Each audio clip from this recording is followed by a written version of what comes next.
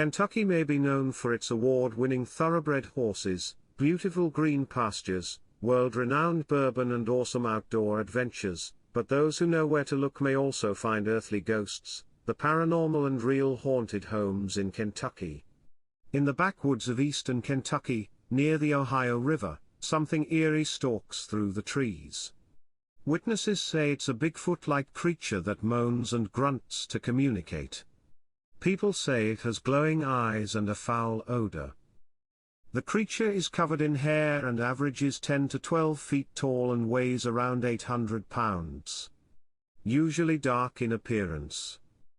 Bigfoot sightings have been reported hundreds of times across Kentucky since the time of Daniel Boone. This intimidating creature has called Kentucky its home since before the first settlers ever dreamed of moving into the area. As time moved forward, human populations increased and expanded deeper into unknown territories. This has caused more and more sightings and even some first-hand interactions that were startling. One such incident is Mr. Kenny Mahoney, who lives in Fairdale, Kentucky and has lived there his entire life. He noticed that a large amount of fruits and vegetables were disappearing from his garden. He came up with the idea to put up motion sensor cameras on a tree nearby, which had a complete view of his garden. He was able to capture raccoons, birds, rabbits, but one picture stood out. A very large, hairy ape-like man, standing by the edge of his garden. It is measured that the creature was standing about 55 yards from his camera. The area where the creature was standing in the image shows signs trampling and something large had been there moving around.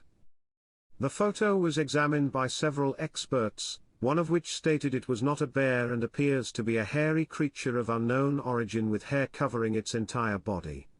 Bradkin and Madeline Durand, a couple of Western Kentucky University students, were on a camping trip to Mammoth Cave when a gun-toting man tracking Bigfoot happened upon them.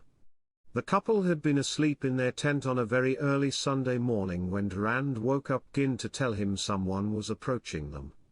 A man and his young son told them that Bigfoot had destroyed their tent, then he showed them a gun in his back pocket and told them to run if they hear shots.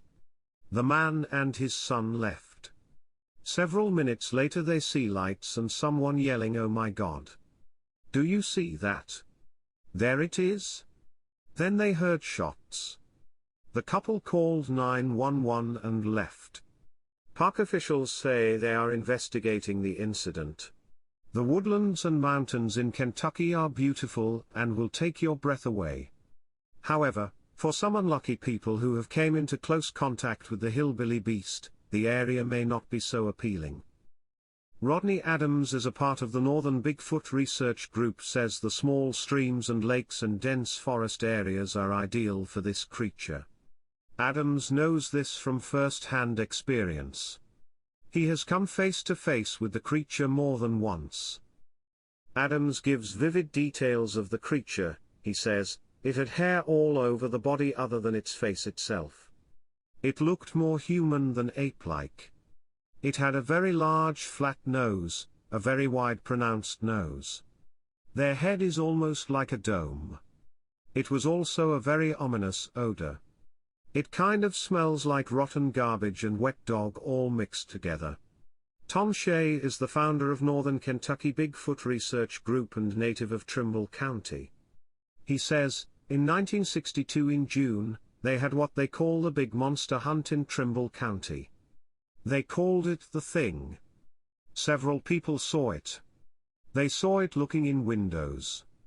They saw it kill a calf. That summer was terrifying for this community. Shea has had his own experience with the beast. He says, I seen something standing on the side of the road. I thought somebody was hitchhiking at first. This thing was covered in hair. It had to stand at least 7.5 foot. It was walking and I got out of my car. Got a flashlight.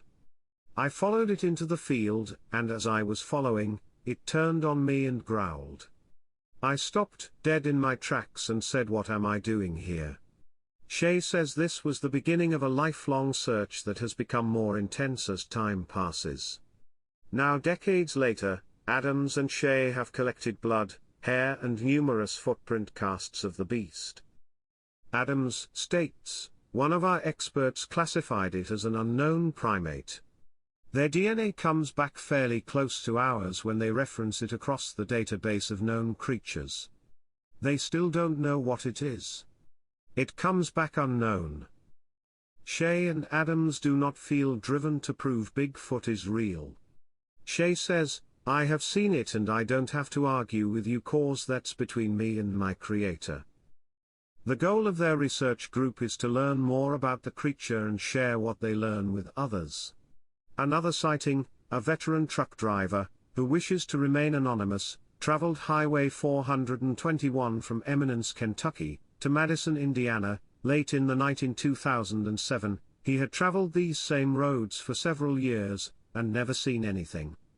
However, according to the truck driver's statement, he encountered a large, hairy creature in Trimble County.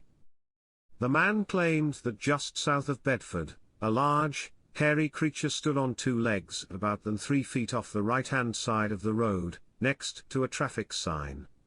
The driver described it as totally covered with hair, his arms dangling down to his knees. NBSB, based on dimensions of the traffic sign, the witness estimated the creature stood 8.5 feet tall. He said the sighting lasted around 30 seconds, during which the creature stood motionless on two legs and looked at him, its eyes shined in his headlights. The driver worked with a sketch artist to recreate what he saw that night. Could Bigfoot, aka the hillbilly beast of Kentucky, be real? Is it just a myth? Or is it real? After all, there are likely thousands of animals discovered deep in the dense jungles and other areas. Is it so far-fetched to think a very intelligent mammal has learned to be skittish of humans and keep its distance? What do you think? Is Bigfoot real or a myth?